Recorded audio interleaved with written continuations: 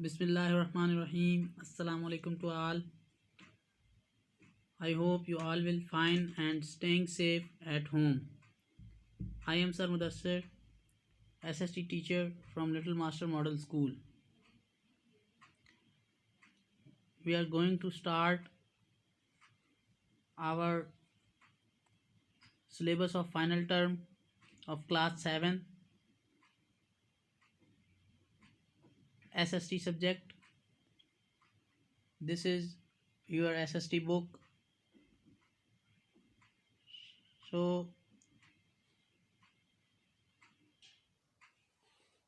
we are going to start our syllabus through online lectures. Today our chapter is Classics of Muslim Literature. Classics मयारी मुस्तनद literature अदब मुसलमानों का मयारी अदब। हमारा ये लेसन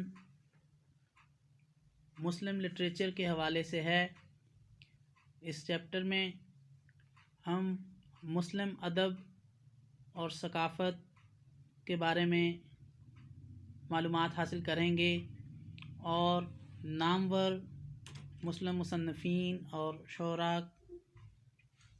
की तसनीफ़ात और उनकी शायरी का मुताला करेंगे।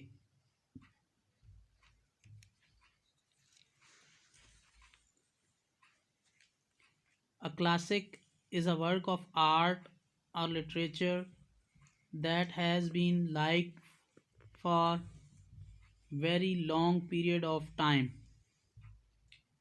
क्लासिक मयारी मुस्तनद।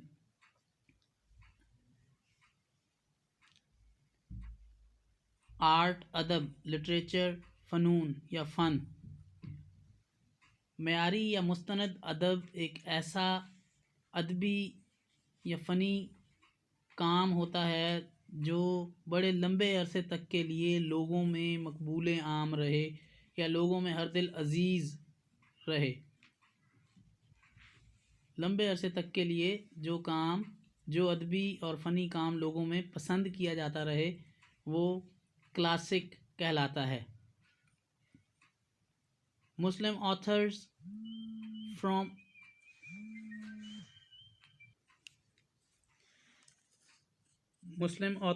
from various period wrote brilliant books. Authors मुसन्निफ़ीन, मुसन्निफ़ की जमा, किताबें लिखने वाले। वेरियस कई, पीरियड दौर अदवार ज़माना। ब्रिलियंट शानदार। मुख्तलिफ़ अदवार के मुसलमान मुसन्निफ़ीन ने शानदार और यादगार किताबें तहरीर की। which are counted among classics, जो कि मयारी और मुस्तनद शुमार की जाती हैं। Some of these have influenced the thoughts of other people.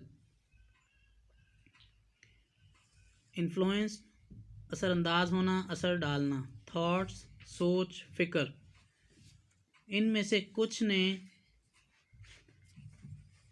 दूसरे लोगों की सोच और फ़िक्र को बहुत मुतासिर किया और उन पर बहुत ज़्यादा असर डाला।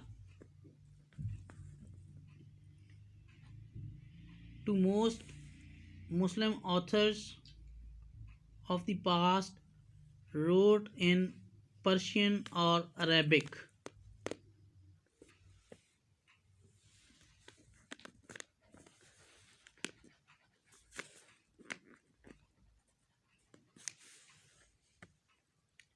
बहुत से मुसलमान मुसन्निफ़ीन माजी के जिन्होंने फ़ारसी और अरबी में लिखा वो भी इन तहरीरों से मुतासिर हुए। पर्शियन फ़ारसी ज़ुबान, अरेबिक अरबी ज़ुबान। Their works have also been translated into other languages. ان مسلمان مصنفین کا کیا گیا کام دوسری زبانوں میں بھی ترجمہ کیا گیا. ٹرانسلیٹ ترجمہ کرنا. Here is an introduction to some of the works written by Muslim authors up to 1747. یہاں پر کچھ مسلمان مصنفین کا کام تعارف کے طور پر پیش کیا جا رہا ہے جنہوں نے 1747 تک مختلف کتابیں تصنیف کیں. پوئٹری شاعری. Classical Muslim poetry exists in several languages including Arabic, Persian, Urdu, Sindhi, Punjabi, Pashto and many other languages of the world. Several کئی. معیاری مستند مسلم شاعری کئی زبانوں پر مشتمل ہے. ایگزسٹ مشتمل ہونا، جن میں عربی، فارسی، اردو، سندھی، پنجابی، پشتو اور بہت سی دوسری زبانیں جو کہ دنیا میں بولی جاتی ہیں، بہت سی دوسری دنیا میں بولی جانے والی زبانیں شامل ہیں. Firdausi 935 his date of birth and 1020 his date of death, who lived in the times of Sultan Mahmud Ghaznavi, wrote a long epic poem. Firdausi جو کہ 935 میں پیدا ہوئے اور 1020 میں ان کی وفات ہوئی، سلطان محمود غزنوی کے دور کے شاعر تھے. انہوں نے ایک طویل سلسلہ وار نظم لکھی، لانگ ایپک پوئم. ایپک کس کو کہتے ہیں؟ جیسے ڈراموں کی ایپیسوڈز. Epic poem. انہوں نے ایک طویل یا لمبی سلسلہ وار نظم لکھی، a long poem about brave and heroic actions. ایک طویل نظم جس میں بہادرانہ کارناموں کا بیان تھا. about the kings of ancient Persia. Persia فارس یا ایران کا پرانا نام تھا. ancient قدیم. کنگز بادشاہ. فردوسی نے ایک لمبی طویل سلسلہ وار نظم لکھی جس میں قدیم ایران کے بادشاہوں کی بہادری کے قصے تھے، جو کہ کال شاہنامہ، جسے کہ شاہنامہ کا نام دیا گیا، جو شاہنامہ کہلاتی ہے. شاہنامہ Firdausi. He finished it just before his death. انہوں نے اسے صرف اپنی وفات سے قبل ہی مکمل کیا. شاہنامہ is considered to be one of the greatest book written in Persian literature. شاہنامہ کنسیڈرڈ سمجھی جاتی ہے گریٹسٹ عظیم ترین پرشین لٹریچر فارسی ادب. شاہنامہ فارسی ادب میں لکھی گئی کتابوں میں شاعری کی ایک عظیم ترین کتاب سمجھی جاتی ہے. سنائی Ghaznavi died 1131. wrote a long poem called حدیقۃ الحقیقہ. سنائی غزنوی جو کہ 1131 میں فوت ہوئے، جن کی وفات 1131 میں ہوئی، انہوں نے ایک طویل فارسی نظم لکھی جسے حدیقۃ الحقیقہ کہا جاتا ہے، جس کا نام حدیقۃ الحقیقہ تھا. in which he explained how the entire humanity is connected with each other through God, جس میں ایکسپلینڈ وضاحت کی گئی انٹائر ہیومینٹی تمام انسانیت کنیکٹڈ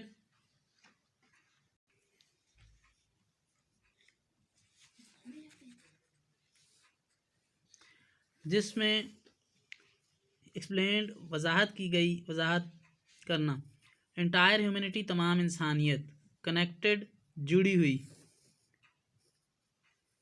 جس میں یہ بات واضح کی گئی کہ تمام انسانیت خدا کے ذریعے آپس میں جڑی ہوئی ہے ایک دوسرے کے ساتھ،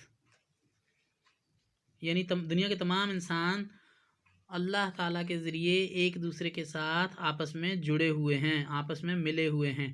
almost 100 years before the Mongol invasion،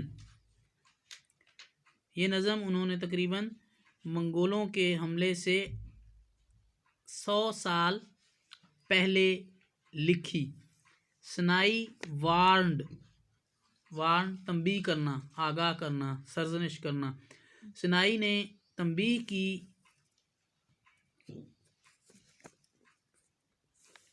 Muslims that they must end their sectarian conflicts and unite۔ سنائی نے مسلمانوں کو تنبیہ کی، وارننگ دی کہ وہ ان کو انہیں ضرور ختم کر دینا۔ سیکٹرین کنفلکٹس فرقہ وارانہ اختلافات۔ سنائی مسلمانوں کو تنبیہ کرتے ہوئے کہتے ہیں کہ مسلمانوں کو لازمی اپنے فرقہ وارانہ اختلافات ختم کر دینے چاہیے اینڈ یونائٹ، اور متحد ہو جانا چاہیے۔ اس سلسلے میں وہ قرآنی آیات کا حوالہ دیتے ہیں۔ O you who could not read fine print from the bold, beware. O you who are quarreling over Abu Bakr and Ali, beware. O you اے لوگو who could not read، جو نہیں پڑھ سکتے، نہیں سمجھ سکتے، فائن پرنٹ، واضح علامات، واضح نشانیاں،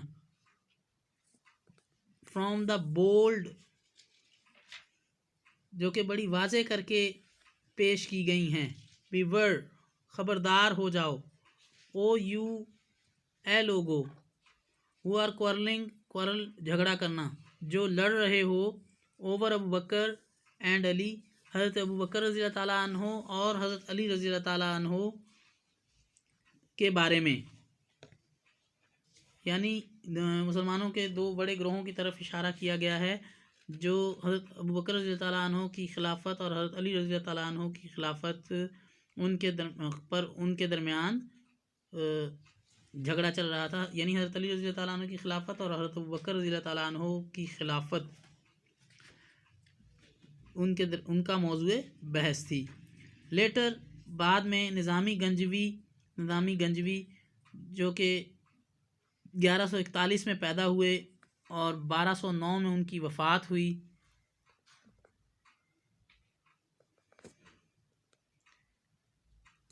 who lived in the land now called Azerbaijan, وہ اس سرزمین پر رہے، وہ سرزمین ان کا وطن تھی جسے اب آذربائیجان کہا جاتا ہے۔ ڈپکٹڈ دا یونٹی، انہوں نے تصویر کشی کی، منظر کشی کی، ڈپکٹ تصویر کھینچنا، یونٹی آف ہیومن کائنڈ، انسانوں کی اتحاد کی منظر کشی کی، ان 5 لانگ پوئمز، 5 لمبی یا طویل نظموں میں، انسانی اتحاد کی، انسانی اتفاق کی، انسانوں کے آپس میں مل جل کر رہنے کی، انہوں نے 5 لمبی نظموں میں اس تمام منظرنامے کی منظر کشی کی۔ مخزن، خسرو و شیریں، لیلا مجنو، ہفت پیکار اینڈ سکندر نامہ، یہ 5 ان نظموں کے نام ہیں، ان طویل نظموں کے نام ہیں جن میں نظامی گنجوی رحمۃ اللہ تعالیٰ علیہ نے انسانی اتحاد و اتفاق کی منظر کشی کی